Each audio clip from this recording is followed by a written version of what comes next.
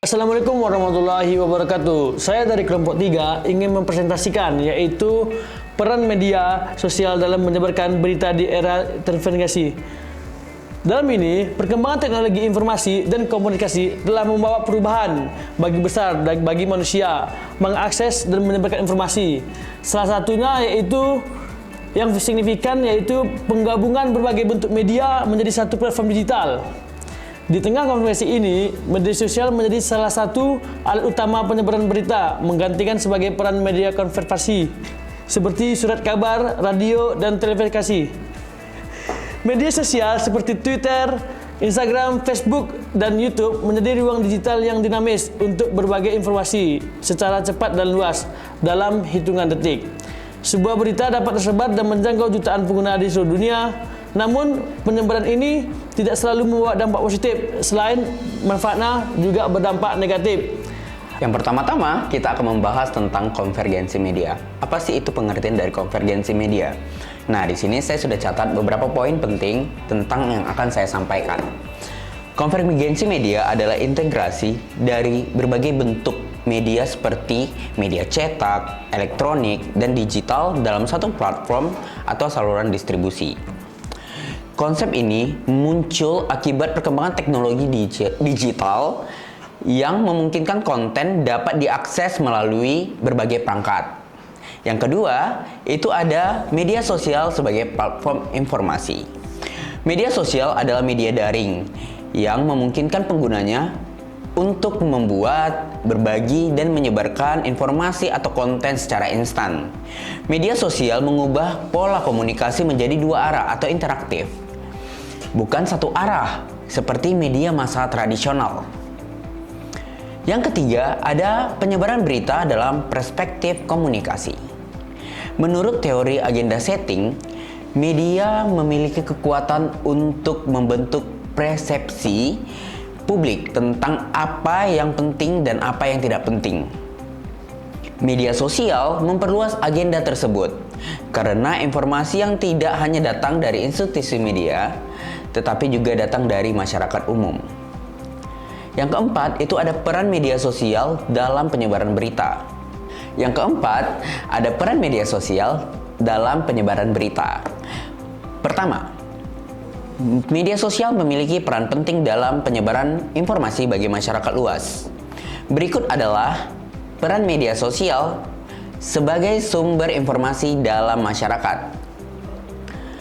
Yang pertama, sebagai media alternatif penyebaran informasi selain media konvensional seperti brosur dan leaflet. Yang kedua, sebagai alat komunikasi dan informasi organisasi yang efektif. Yang ketiga, itu ada sebagai sarana untuk menyampaikan informasi strategis dengan model informasi yang lebih fleksibel.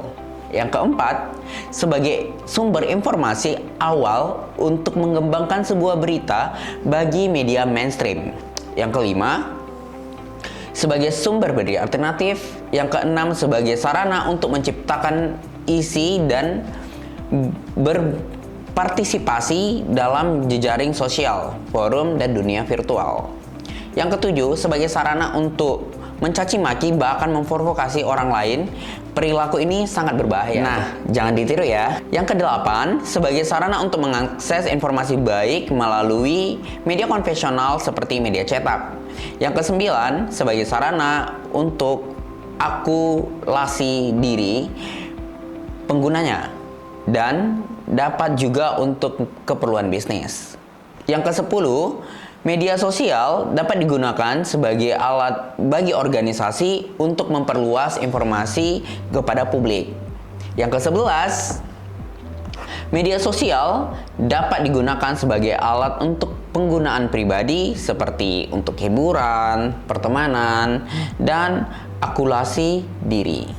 Baiklah, kali ini kita akan membahas dampak positif dan negatif media sosial dalam penyebaran berita. Nah, yang pertama, kita akan membahas dampak positif dulu ya. Yang pertama itu meningkatkan literasi informasi. Yang kedua, mendorong partisipasi publik dalam isu-isu politik. Yang ketiga, menjadi alat kontrol sosial terhadap kekuasaan. Yang keempat, membantu penyebaran informasi darurat dan kecelakaan. Baiklah, kita akan membahas dampak negatif media sosial.